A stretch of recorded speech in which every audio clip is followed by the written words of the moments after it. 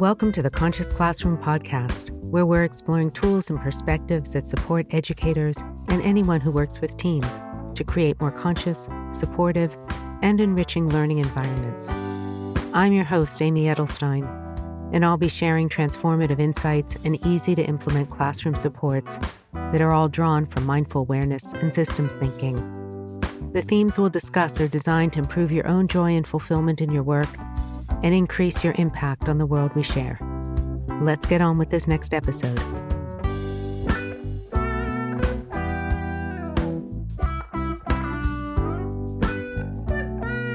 Hello, my name is Amy Edelstein, and this is the Conscious Classroom.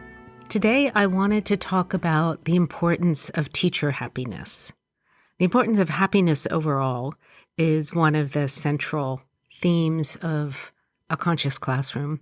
Everything we're doing is to inspire our students to love what they're doing, to feel passionate about education, about learning, about discovering, about growing, about change, about possibility, and about who they are, essentially, about their joy in their own existence and nature, and to cultivate that happiness in our classrooms is a big part of what a conscious classroom does. All the tools and tricks are really about shifting our attention away from limitation, away from problems, away from strife, away from inadequacy, away from mistakes, and towards that which lights our hearts on fire. Because if we're connected with what we truly love, not a fleeting attachment or a fleeting desire, but that ineffable which makes our life purpose shine brighter, come into focus, and fuel our jets, then all kinds of problems will be overcome. So when we think about how we're going to do that, what is the future of education? How do we create the environment that enables us to walk the path that leads towards greater fulfillment, greater happiness? In the school, a huge part of it rests on teachers. Teachers having the bandwidth, teachers being inspired by what they love, teachers being connected with the reasons why they chose to go into such a demanding profession. Those teachers are going to create those pathways for happiness. Those teachers are going to guide their students, and they're going to be able to contextualize mistakes and obstacles as small things within the greater context of our own beautiful, precious life and each student's beautiful, precious life, and that context that allows for growth and development. If our context is too small and it's only set within all of the problems, we're never going to find our way out. If our context is set within that which is ennobling, inspiring, and even that which we can't quite wrap our heads around, we have so much room for innovation and change. We're propelled by an updraft, and we have a sense of the way forward. And also when our context is that big, we're willing to do things differently. We see the distant horizon, and we know that the earth is round, so we can keep going and keep going.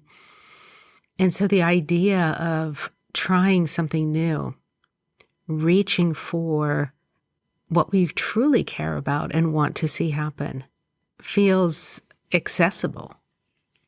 If our context is big enough, if our context is just limitation, that'll be beyond our context, and we'll feel like we have to punch through walls to get there. So as you can see, I'm coming to one of my often repeated themes, that how we're viewing our classroom, our situation, what's possible, is a big determinant for what is going to end up happening. And given that teachers create those pathways for students and set the tone, supporting our teachers to have a bigger context, supporting our teachers to feel the way forward is possible, and supporting them to feel the joy of learning and discovery and collegial support is essential. We can add all of the most incredible technology. We can change our buildings with all the building issues that we might have if we live in an old school district where buildings were built, 70, 80 years ago. We could replace them with state-of-the-art technology. But if the human beings who are guiding the classroom are not supported, then our students will feel it. They'll feel the sense of limitation. They'll feel the sense of restriction. They'll feel the sense of overwhelm. Caring for the quality of education in the way that we're uplifting our youth means we have to care about the adults who serve them. We have to draw out the best of their understanding, their intelligence, their creativity, their experience, and most of all, their care and their honoring of themselves as the human beings that they are. So how do we do that? This past week, I was running a training for the assistant principals in Philadelphia at one of their regular leadership convenings. And the tools that I brought were incredibly simple. We started out connecting with why we work where we do. Why do we teach? Why are we administrators in a school? What's our passion for education, for learning, for discovery? And then we acknowledged, what are the difficulties? Creating space, expanding context means we have to see clearly. So first we have to root in our passion, in that which lifts us beyond. We all know when we fall in love, whether if we remember our first love when we were young, or we have a new baby in our life and we look at that infant and we feel that extraordinary love and care, our problems recede. Our eyes go a little misty in a positive way because our heart has come to the foreground. And when our heart comes to the foreground and we feel in love, we feel that problems and obstacles are smaller and anything is possible because our hearts feel as big as the universe. So first we ground in our passion, grounding your teachers if you're an administrator, grounding your colleagues if you're one of the lead teachers, or in your common planning time, grounding in your passion, grounding in something you love that has meaning, that's related to the purpose of why we care to guide our young people. We could get rid of schools. We could go back to, a time when there were no formal structures of education. We don't, for many reasons. Education's so important. It's an enabler when it's done right. So grounding in passion, first of all, and then being direct and simple about the pressures and the limitations. So not drowning in the obstacles, but being able to name them has power. Because when we can name the obstacles together without diving into the story or getting lost in the details or trying to come up with immediate solutions, we're simply setting the stage with reality. We're simply seeing what's there. We can't move from where we're not. So grounding in our heart's passion grounds us in reality as well. That's what moves us and motivates us and inspires us to step out, seeing the obstacles that are there. So for assistant principals, of course, there are many obstacles. Assistant principals have tons of responsibility, but they don't often have the same level of authority to implement. Assistant principals are buffers between everything they hear from the staff and teachers in the school to the principal, and from the principal back down.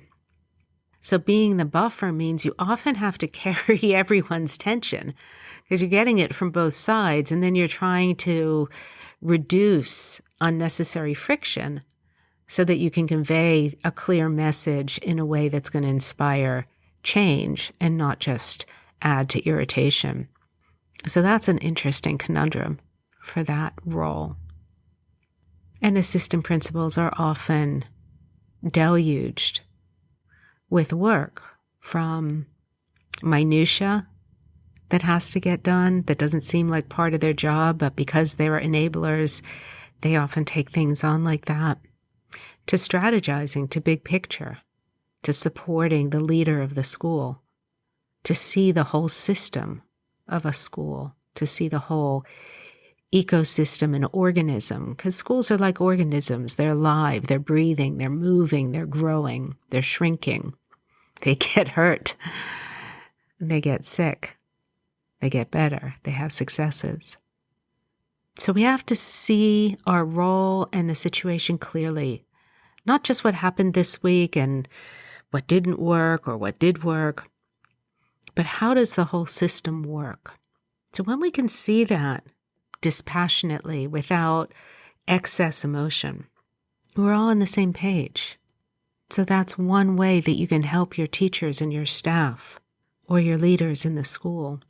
And then the third step, of course, is to hold your deepest passion and love and the reality of the present and the practical, and without getting caught in limitation.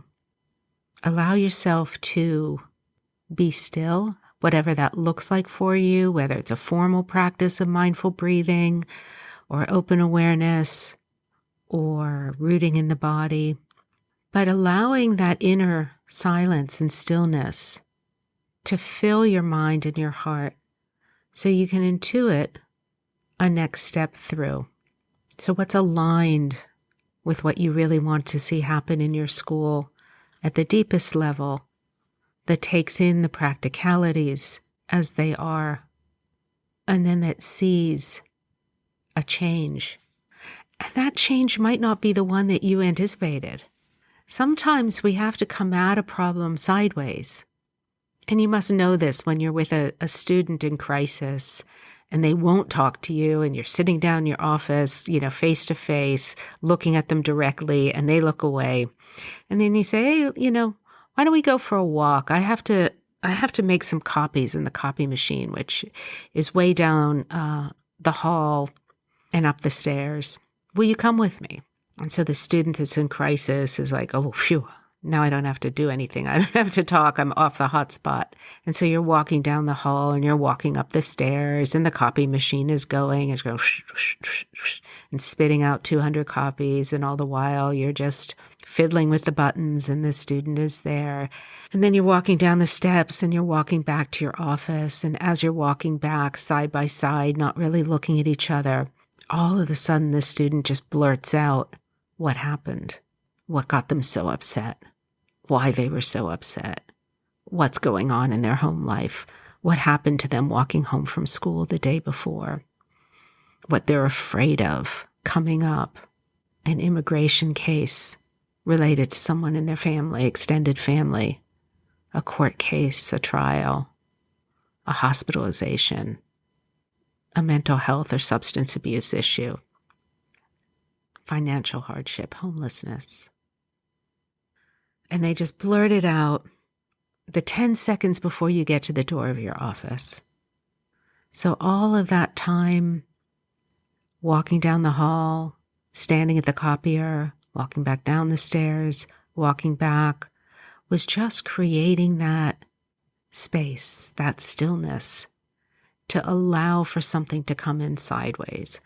And that something that comes in sideways may explain why, when the teacher was short-sighted or snapped or criticized the student flipped. Not because of what the teacher did, but because of what the student was carrying.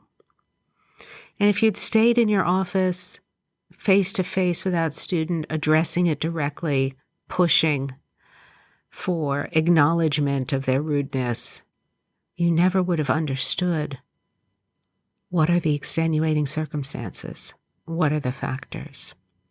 So then you and the student, now on the same page, can acknowledge what happened. You can express full support and care and compassion.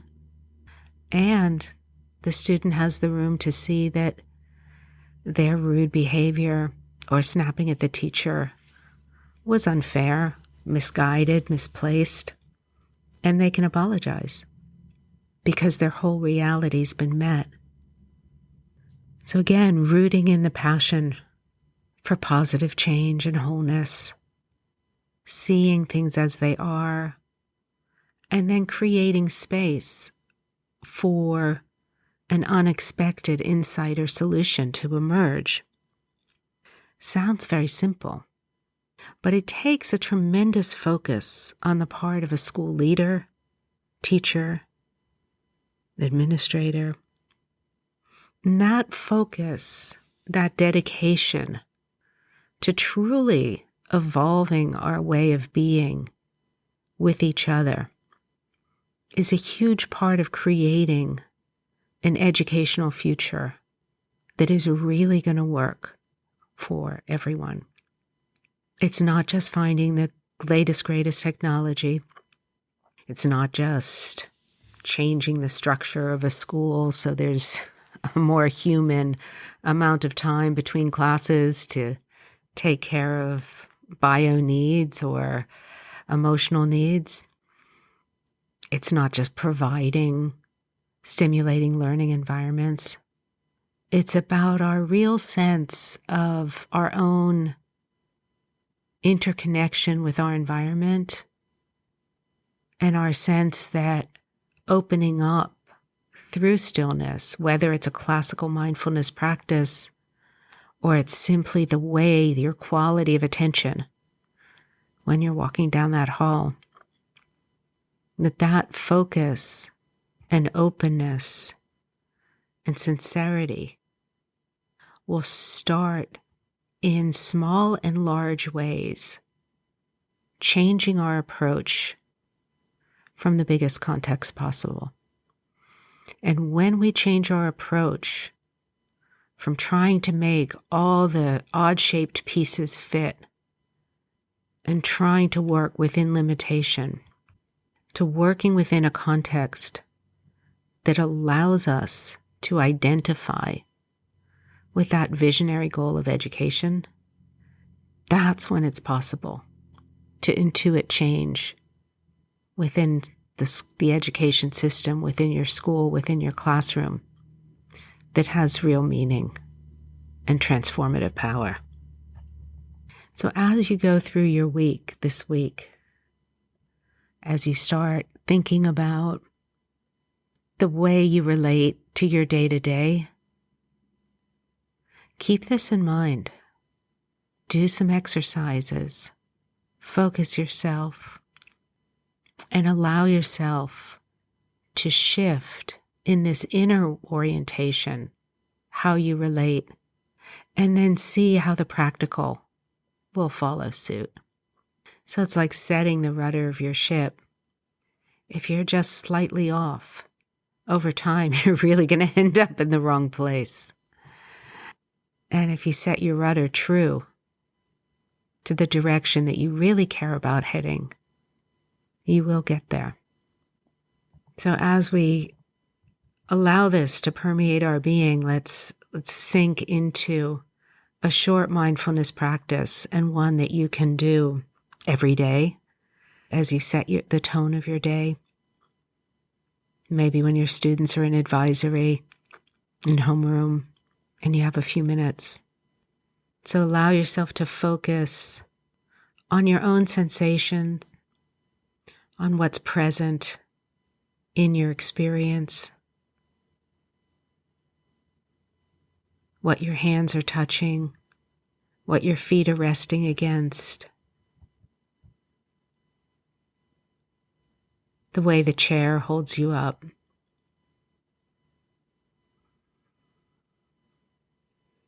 Take a deep breath in, noticing how the air passes through your nostrils and tickles the back of your throat, fills your lungs so that your chest rises.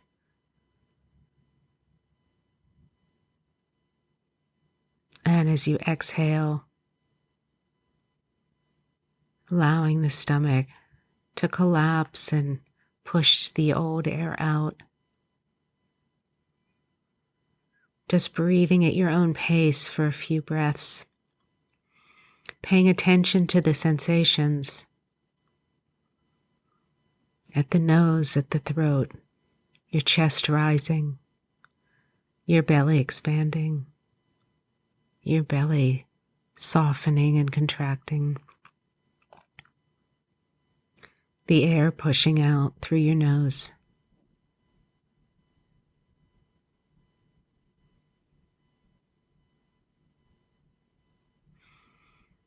And as you pay attention to the breath, notice any stillness that's coming in behind the thoughts.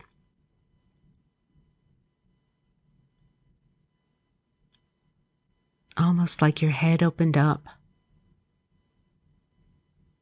into the whole sky. So much space.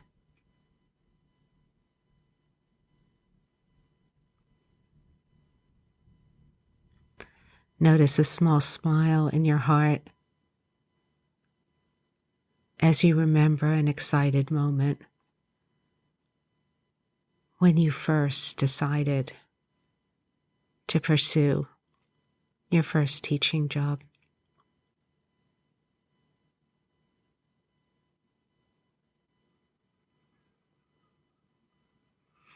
Take a deep breath in and a slightly longer exhalation, drinking in your own joy and passion and commitment.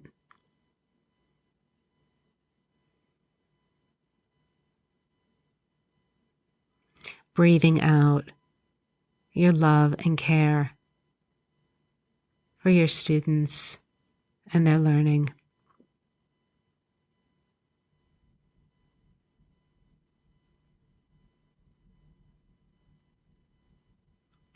Breathing in the value of your own vision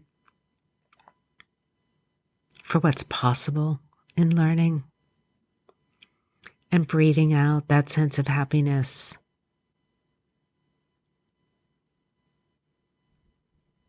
of your own creativity and innovation and possibility for change.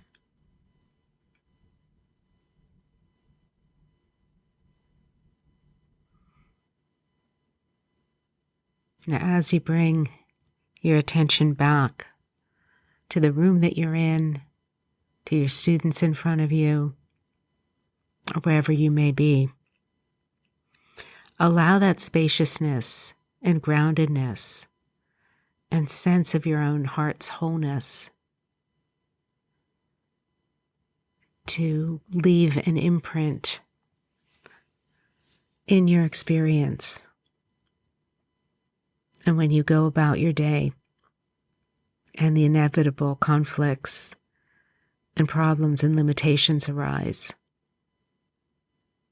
know that you have the room inside you to see them clearly for what they are, and allow that stillness and silence and room inside to perhaps reveal one of those sideways solutions or next steps that can unfold a much better possibility for everyone involved.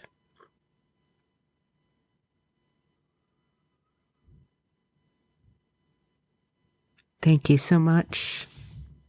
Thank you for all the good work that you do.